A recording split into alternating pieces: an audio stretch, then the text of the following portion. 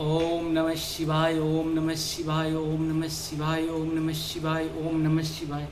अभी जो है समय सावन का चल रहा है। 16 सोमवार के व्रत कथा का संपूर्ण हम जो है आपका करते हैं। जितना भी टाइम लगेगा इसका लाभ आप लोग उठाइएगा। अगर आप व्रत नहीं करते हैं तो कम से कम अगर इस कथा सुनेंगे इसका भी बहुत ज़्यादा लाभ है। शुरू करते हैं 16 सोमवार व्रत कथा की विधि और नियम। सोमवार का व्रत चैत्र, वैशाख, सावन, मार्गशीर्ष, कार्तिक मास में प्रारंभ किया जाता है। साधारणतः सावन मास में सोमवार व्रत का विशेष लाभ है। उसी दिन व्रत प्रारंभ करना चाहिए। व्रत करने वाले भक्त गण को चाहिए कि प्रातः काल ही काले तिल का तेल लगाकर स्नान करें। श्वेत वस्त्र पहनकर मृग चर्म या कुश के आसन पर बैठे सामने शंकर भगवान की मूर्ति तथा साथ में बने यंत्र को ताम्र पत्र पर खुदवा कर सामने रखें। चंदन, अक्षत, सफ़ेद फूल, अकरुआ, धूप, दीप, भांग तथा काली मिर्च आदि से पूजन करें। शिवजी का ध्यान करते हुए निम्न मंत्र पढ़कर समर्पण करें। कर्पूरिकौरं करुणावतारं संसार सारं भुजगेन्द्रहारं सदा वसन्तं हृदयारविन्दे भवं भवानी शरतं नमामि। इसके बाद कथा का पाठ करें। पाठ के अंत में रुद्राक्ष की माला से ओम नमः शिवाय का 108 बार जाप करें। अंत में शंकर भगवान की आरती उतारी। इस प्रकार शिव पार्वती का पूजन करनी चाहिए। अर्थ उद्यापन विधि। 16 सोमवार के व्रत के बाद व्रत का उद्यापन करना चाहिए। उद्यापन करने से व्रत की पूर्णता होती है। शक्ति और सामर्थ्य के अनुसार स्वर्ण, रजत, ताम्र की शिव पार्वती की मूर्ति बनावें और जल से भरा हुआ कलश स्थापित करें। चंदन, अक्षत, पुष्प, यज्ञोपवीत, धूप, दीप, नैवेद्य तथा विधि प्रकार की सामग्रियों से शिव पार्वती की पूजा करें। पूजन के पश्चात हवन करें। अंत में ब्राह्मणों को भोजन करावें। यथाशक्ति प्रदान करें, यथाशक्ति दान दें तथा यह मंत्र कहें। धैर्योर्वे जगत माता नित्य विष्णु पदे स्थिता सत्वा सत्वमया दत्ता प्रियतांग मे सदा शिवा। अथ 16 सोमवार का व्रत का कथा। एक समय श्री महादेव जी पार्वती जी के साथ भ्रमण करते हुए मृतलोक की अमरावती नगरी आए। वहाँ के राजा ने सुंदर शिवजी का मंदिर बनवाया। शंकर जी वहीं ठहरने लगे। एक दिन पार्वती जी शिवजी से बोले, नाथ आओ चौसर खेले। खेल प्रारंभ हुआ। उसी समय पुजारी जी पूजा करने आए। पार्वती ने पूछा, पुजारी जी बताइए जीत किसकी होगी? वह बोले शंकर जी की। और अंत में जीत पार्वती की हुई। पार्वती ने मिथ्या भाषण के कारण पुजारी जी को ओढ़ होने का श्राप दिया। पुजारी जी ओढ़ी हो गए। कुछ काल बाद अप्सराएं पूजन के लिए आई। पुजारी जी से कोढ़ी होने का कारण पूछा। पुजारी जी ने सब बात बतला दी। अप्सराएं बोली, पुजारी जी तुम 16 सोमवार का व्रत करो, महादेव जी तुम्हारा कष्ट दूर करेंगे। पुजारी जी ने उत्सुकता से व्रत की विधि पूछी। अप्सराएं बोली, सोमवार को व्रत करें।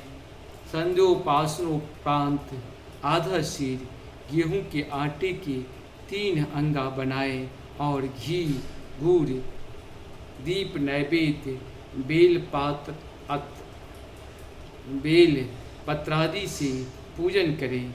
बाद में 1 अंगा अर्पण कर शेष 2 अंगा प्रसादी समझ वितरित कर प्रसाद लें। इस विधि से 16 सोमवार का 16 सोमवार कर 17वें सोमवार को पाव से गेहूं के आटे की बाटी का चूरमा बढ़ाकर भोग लगाकर बांट दें। फिर सकुटुंब प्रसाद ग्रहण करें।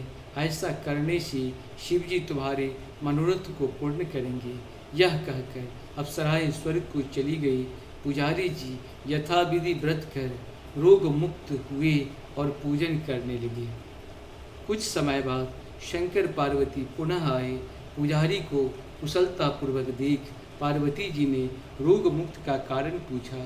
पुजारी ने कथा अनुसार पार्वती ने व्रत किया। पुजारी ने कथा अनुसार पार्वती ने व्रत किया।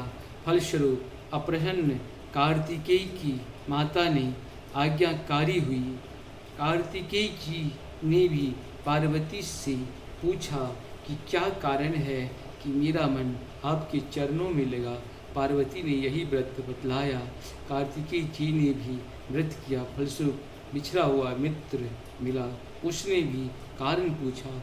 बताने पर विवाह की इच्छा से यथाशीघ्र व्रत किया। फलतः वह विदेश गया। वहाँ राजा की कन्या का स्वयंवर था। राजा का प्रण था कि हथनी जिसको माला पहनाएगी उसी के साथ पुत्री का विवाह होगा। यह ब्राह्मण भी स्वयंवर देखने की इच्छा से एक ओर जा बैठा। हथनी ने माला उसी पंडित को पहनाई। धूमधाम से विवाह हुआ। तत्पश्चात दोनों सुख से रहने लगी। एक दिन राजकन्या ने पूछा, नाथ आपने कौन सा पुण्य किया जिससे राजकुमारों को छोड़ हथनी ने आपको वरण किया। ब्राह्मण ने 16 सोमवार की व्रत सविधि बताया। राजकन्या ने सत्पुत्र प्राप्ति के लिए व्रत किया और सर्व गुण संपन्न पुत्र प्राप्त किया। और बड़ा होने पर पुत्र ने पूछा, माता जी किस पुण्य से मेरी प्राप्ति आपको हुई। राजकन्या ने सविधि 16 सोमवार का व्रत बताया। पुत्र राज्य की कामना से व्रत करने लगा। उसी समय राजा के दूत ने आकर उसको राजकन्या के लिए वरण किया। आनंद से विवाह संपन्न हुआ। राजा की देवलोक होने पर ब्राह्मण कुमार को गद्दी मिली। फिर भी वह उस व्रत को करता रहा। एक दिन उसने अपनी पत्नी से पूजन सामग्री शिवालय में ले जाने को कहा, परंतु उसने दासियों के साथ भिजवा दी। तब राजा ने पूजन समाप्त किया तो आकाशवाणी हुई कि इस पत्नी को निकाल दें, नहीं तो यह तेरा सत्यानाश कर देगी। प्रभु की आज्ञा मान उसने रानी को निकाल दिया। रानी भाग्य को कोसती हुई एक नगर में बुढ़िया के पास गई। दीन देखकर बुढ़िया ने उसके सिर पर सूत की पोतली रख बाजार में भेजी। रास्ते में आंधी आई, पोटली उड़ गई। बुढ़िया ने इसको फटकार कर भगाया। वहाँ से तीली के पास पहुँचा तो शव माट चटक गए। उसने भी निकाल दिया। पानी पीने नदी पर पहुँचा तो नदी सूख गई। सरोवर में पहुँची तो हाथ स्पर्श होते ही जल में कीड़े पड़ गए। उसी जल को पी आराम करने के लिए जिस पेड़ के नीचे जाती वही सूख जाता।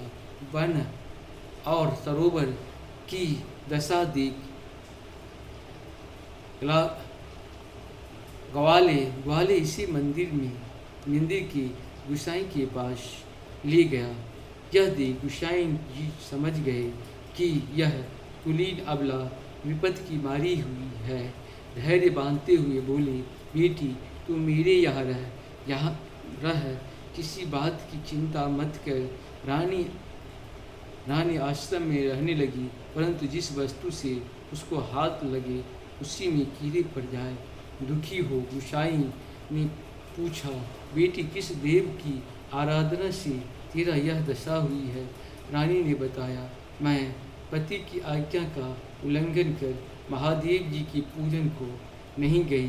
गुसाई जी ने शिव जी से प्रार्थना की। गुसाई जी बोले, बेटी तुम 16 सोमवार का व्रत करो। रानी ने सविधि व्रत पूर्ण किया। व्रत के प्रभाव से राजा को रानी की याद आई और दूतों को उसकी खोज करने के लिए भेजा। आश्रम में रानी को देख दूतों ने आकर राजा को रानी की पता बताया। राजा ने जाकर गुसाई जी से कहा, महाराज क्या मेरी पत्नी है? शिव जी के रुष्ट होने से मैंने इसका परित्याग किया। अब शिव जी की कृपा से इसे लेने आया हूँ, कृपया इसे जाने की आज्ञा दे। गुसाई जी ने आज्ञा दे दी। राजा रानी नगर में आए। नगरवासियों ने नगर सजाया, बाजे बजने लगे, मंगलोच्चार हुआ। शिव जी की कृपा से प्रतिवर्ष 16 सोमवार व्रत को कर रानी के साथ आनंद के साथ रहने लगे। अंत में शिव जी को प्राप्त हुए। इसी प्रकार जो मनुष्य भक्ति सहित और विधिपूर्वक 16 सोमवार व्रत को करता है और कथा सुनता है, उसकी सब मनोकामनाएं पूर्ण होती है। अंत में शिवलोक को प्राप्त होता है। अत सोमवार व्रत कथा। एक साहूकार बहुत ही धनवान था। उसको धन आदि किसी प्रकार की कोई कमी नहीं थी, परंतु पुत्र न होने के कारण यह अत्यंत दुखी था। वह इसी चिंता में रात दिन रहता था और पूजन किया करता था। सायंकाल वो शिव जी के मंदिर में दीपक जलाया करता था। उसके इस भक्ति भाव को देखकर एक समय की पार्वती जी ने शिव जी महाराज से कहा कि हे महाराज, यह साहूकार आपका अत्यंत भक्त है और सदैव आपका व्रत और पूजन बड़ी श्रद्धा से करता है, अतः इसकी मनोकामना पूर्ण करनी चाहिए। शिव जी ने कहा, हे पार्वती जी, यह संसार कर्म क्षेत्र है। जैसे किसान खेत में जैसे बीज बोता है वैसा ही फल काटता है, इसी तरह इस संसार में जो जैसा कर्म करते हैं वैसा ही फल भोगते हैं। पार्वती जी ने अत्यंत आग्रह से कहा कि महाराज, जब यह आपका ऐसा भक्त है और यदि इसको किसी प्रकार का कोई दुख है तो उसको अवश्य दूर करना चाहिए, क्योंकि आप तो सदैव अपने भक्तों पर दया करते हैं, उनके दुखों को दूर करते हैं। यदि आप ऐसा नहीं करेंगे तो मनुष्य क्यों आपकी सेवा व्रत पूजन करेंगे। पार्वती जी का ऐसा आग्रह देख शिव जी महाराज प्रसन्न हो कहने लगे, पार्वती, आपकी कोई पुत्र, इसका कोई पुत्र नहीं है। इसी पुत्र चिंता से यह अति दुखी रहता है। इसके भाग्य में पुत्र न होने पर भी मैं इसको पुत्र की प्राप्ति का वर देता हूँ, परंतु वह केवल 12 वर्ष तक ही जीवित रहेगा। इसके पश्चात वह मृत्यु को प्राप्त होगा। इससे अधिक मैं और कुछ इसके लिए नहीं कर सकता। यह सब बात साहूकार सुन रहा था। इससे उसको न कुछ प्रसन्नता हुई और न दुख हुआ। यह पूर्ववत वैसे ही शिव जी की महाराज का सोमवार का व्रत और पूजन करता रहा। कुछ साल व्यतीत हो जाने पर साहूकार का स्त्री गर्भवती हुई और 10वें महीने उसके गर्भ से अति सुंदर पुत्र की प्राप्ति हुई। साहूकार के घर में बहुत सुखी मनाई गई, परंतु साहूकार ने उसको केवल 12 वर्ष की आयु जान कोई अधिक प्रसन्नता प्रकट नहीं की और न ही किसी का भेद बताया। जब वह 11 साल का हो गया तो उस बालक की माता ने उसको पिता से उसके विवाह के लिए कहा, परंतु वह साहूकार कहने लगा, मैं अभी इसका विवाह विवाह नहीं करूँगा, काशी जी पढ़ने के लिए भेजूँगा। फिर उसे साहूकार ने अपने साले अर्थात बालक के मामा को बुला उसको बहुत सी धन देकर कहा, तुम इस बालक को काशी जी पढ़ने के लिए ले जाओ और रास्ते में जिस जगह भी जाओ वहाँ यज्ञ करते, दान देते और ब्राह्मणों को भोजन कराते हुए जाओ। इस प्रकार वह दोनों मामा भांजे सब जगह यज्ञ करते और ब्राह्मणों को भोजन कराते जा रहे थे। रास्ते में उसको एक शहर पड़ा। उस शहर की राजा की कन्या का विवाह था और दूसरे राजा का लड़का जो विवाह के लिए बारात लेकर आया था वह आँख का कान्हा था। लड़की के पिता को इस बात की कड़ी चिंता थी कि वर को देखकर कन्या के माता पिता विवाह में किसी प्रकार की अड़चन न पैदा कर दें। इस प्रकार जब उसने अति सुंदर सेठ की लड़की को देखा तो मन में विचार किया कि क्यों न दरवाजे के समय इस लड़के से वर का काम लिया जाए। ऐसा विचार कर राजा ने उस लड़के और उसके मामा से कहा तो वह राजी हो गए और साहूकार ने लड़की को स्नान आदि करा, वर के कपड़े पहना और घोड़े पर चढ़ा दरवाजे पर ले गया और बड़ी शांति से सब कार्य हो गया। अब वर के पिता ने सोचा यदि विवाह कार्य भी इसी लड़के से करा दिया जाए तो क्या बुराई है। ऐसा विचार कर और उसके मामा ने कहा यदि आप फेरे और कन्यादान का काम करा दें तो बड़ी कृपा होगी और हम इसके बदले में बहुत कुछ धन देंगे। उन्होंने स्वीकार कर लिया और विवाह कार्य बहुत अच्छी तरह से हो गया। परंतु जिस समय लड़का जाने लगा तो राजकुमारी की चुंदरी के पल्ले पर लिख दिया कि तेरा विवाह तो मेरे साथ हुआ, परंतु जिस राजकुमार के साथ तुमको भेजेंगे वह एक आँख के कान्हा है और मैं तो काशी की पढ़ने जा रहा हूँ। उस राजकुमारी ने जब अपनी चुंदरी पर ऐसा लिखा पाया उसने राजकुमार के साथ जाने से इनकार कर दिया और वहाँ की यह इनकार कर दिया और कहा कि यह मेरा पति नहीं है, मेरा विवाह इसके साथ नहीं हुआ है, वह तो काशी जी पढ़ने गया है। राजकुमार के माता पिता ने अपनी कन्या को विदा नहीं किया और बारात वापस चली गई। इधर सेठ का लड़का और उसका मामा काशी पहुंच गए। वहां जाकर उन्होंने यज्ञ करना और लड़के ने पढ़ना शुरू कर दिया। जब लड़की की आयु 12 साल हो गई तब एक दिन उन्होंने यज्ञ रचा रखा था कि उस लड़के ने उसके मामा ने कहा मामा जी आज मेरा तबीयत कुछ ठीक नहीं है। मामा ने कहा कि अंदर जाकर सो जाओ। लड़का अंदर जा सो गया और थोड़ी देर में उसके प्राण निकल गए। जब मामा ने आकर देखा तो वह तो मुर्दा पड़ा है तो उसको बड़ा दुख हुआ और उसने सोचा कि मैं अभी रोना पीटना मचा दूंगा तो यज्ञ का कार्य अधूरा रह जाएगा। अतः उसने यज्ञ का कार्य पूरा समाप्त कर ब्राह्मणों के घर जाने के पश्चात रोना पीटना आरंभ कर दिया। संयोगवश उस समय शिव जी महाराज और पार्वती जी उधर से जा रहे थे। जब उन्होंने जोर जोर से रोने पीटने की आवाज़ सुनी तो पार्वती जी शिव जी की आग्रह करके उसके पास ले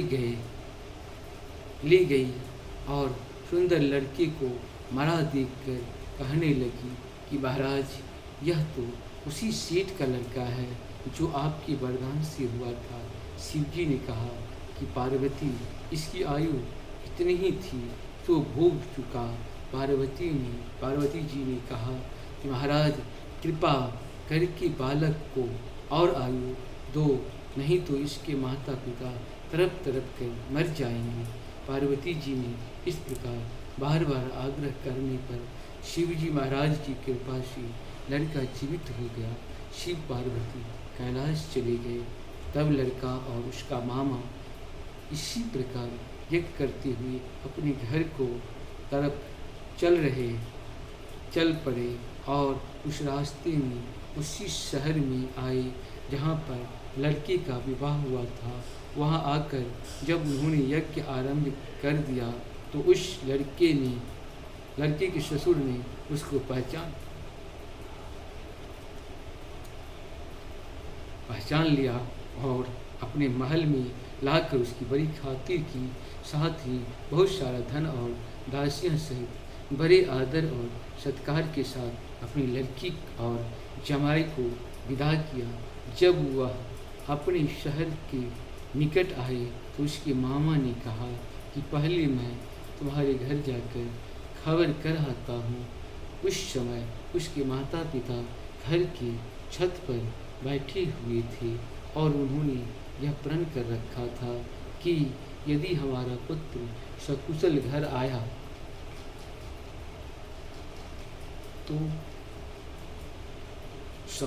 आया तो राजी सुखी नीचे आ जाएंगे, नहीं तो छत से गिरकर अपने प्राण दे देंगे। इतने में उसके लड़के के मामा ने आकर यह सारा समाचार दिया कि आपका पुत्र आ गया है, परंतु उनको विश्वास न आया। तब उसके मामा ने शपथपूर्वक कहा, उसका पुत्र अपनी स्त्री तथा बहुत सारा धन लेकर आया है। तो उस सेठ ने बड़े आनंद के साथ उनका स्वागत किया और बड़ी प्रसन्नता के साथ रहने लगा। इसी प्रकार जो कोई भी सोमवार का व्रत धारण करता है अथवा इस कथा को पढ़ता या सुनता है, उसकी दुख दूर होकर उसकी समस्त मनोकामनाएं पूर्ण होती है। लोक में नाना प्रकार के सुख भोग कर अंत में सदाशिव की लोक को प्राप्ति होती है। सोमवार जी का भजन। शिव जी आए यशोदा के द्वारा, माता मोहे दर्शन करा सोया है गोपाल भिक्षा ले जा।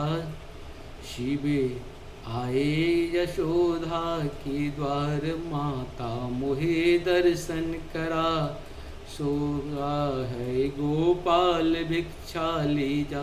कैलाश पर्वत से आया मैं, माता तेरे प्यारे ने जन्मा है। जग का विधाता विनती करूं बार बार, माता मोहे दर्शन करा। बाबा तेरे गले में सर्पों की माला, हठ ना करो बार बार, बाबा भिक्षा ले जा। शिव आए यशोदा के द्वारा, माता मोहे दर्शन करा सोया है गोपाल भिक्षा ले जा। डरता है जिससे जगत ये सारा, उसे क्या हराऊंगा मैं एक बिचारा। जिससे डरता है जिससे जगत ये सारा, उसे क्या हराऊंगा मैं यह बिचारा। दर्शन की महिमा अपार, माता मोहे दर्शन करा। बड़े भाग्य से ये दिन मेरे घर में आया, बीती उमरिया एक बेटा जो पाया। वंदना करूं बार बार भिक्षा ले जा, मेरा बेटा समझती है जिसको, मेरा बेटा समझती है जिसको। तू माता बोलती है, सारे जगत का विधाता। लीला है अपरंपार, मांस मोहि दर्शन करा। मेरा डरती यशोदा मैया अंदर को, धाई देवी माँ की जय जयकार। माता मोहे दर्शन करा मेरा। इस प्रकार से ये पूर्ण हुआ। आरती सोमवार व शिव जी की आरती को हम लोग आते हैं। शीश गंग अर्धंग पार्वती सदा विराजत कैलाशी। नंदी भिंगो नित्य करत गुण भक्तन शिव की दासी। शीतल मंद सुगंध पवन बहे, जहाँ बैठे हैं शिव अविनाशी। करत गान गंधर्व सप्त सुर, राग रागनी अति गासी। यक्ष रक्ष भैरव जहु डोलत, बोलत है बन के बाशी। कोयल शब्द सुनावत सुंदर, भ्रमण करत है गुंजासी। कल्प द्रुम अरुपराजित, तरु लाग रहे लक्षासी। कामधेनु कोटिन उर डोलत, करत फिरत है भिक्षासी। सूर्यकांत सम पर्वत शोभित, चंद्रकांत भव की वासी। छहो ऋतु नित फलत रहत है, पुष्प चढ़त है बरसासी। देव मुनि जन की भीड़ परत है निगम, निगम रहत सो नित घासी। ब्रह्मा विष्णु जाको ध्यान धरत है, कुछ शिव हमको फरमासी। रिद्धि सिद्धि के दाता शंकर, सदा आनंदित सुख राशि। जिनको जिनको जिनको जिनको सुमिरन सेवा करत, छूट जाते हम के फांसी। त्रिशूलधर की जी की ध्यान निरंतर, मन लगाए कर जोगासी। दूर करे विपदा शिव तन की, जन जन शिव पद पासी। कैलासी काशी के वासी, अविनाशी मेरी सुध लीजय। सेवक जान सदा चरणन को, अपनों जान दर्श दीजो। तुम तो प्रभु जी सदा सयानी, अवगुण मेरो सब डरियो। सब अपराध क्षमा कर, शंकर। शंकर प्रभु मेरे क्षमा कर शंकर, किंकर की विनती सुनियो। अभय दान दीजय प्रभु मोरे, सकल सृष्टि के अधिकारी। भोलेनाथ बाबा भक्त निरंजन, भवभंजन भय भव सुखकारी। गज चरमांबर चरमांबर, बागंबर सोहे गले। बीच माला मुंडे शरणम, पंचवदन पर पार्वती शोभित। डम डम बाजत धुनि मधुरासी। काल करो कष्ट हरो, दुख हरो दारिद्र हरो। नमामि ओम श्री कृष्ण। इस प्रकार से हम लोग का 16 सोमवार का संपूर्ण व्रत स्वामी सारी चीज पूर्ण हुए। आप सब इसका लाभ उठाइए। जय श्री राम। हर हर महादेव, हर हर महादेव।